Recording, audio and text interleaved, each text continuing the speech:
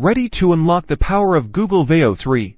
Stuck on that pesky credit card requirement? Today, we're diving into how you can potentially create a Google Veo 3 account without needing to provide your credit card information upfront. This makes it way easier for you to get started. First, head over to the Google Veo 3 Signup page.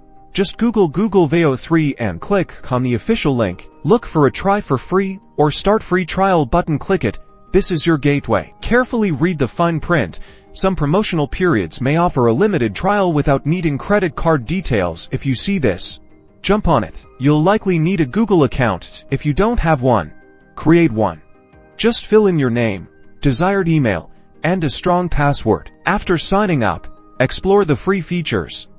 Many services offer a limited, but still powerful, set of tools without needing a paid subscription. Double-check your account settings. Make sure there isn't an auto-pay enabled that would require a credit card later on.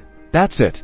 By being a savvy user and looking for those no credit card trials, you can explore the potential of Google Veo 3 without any immediate commitment. Good luck, and happy creating.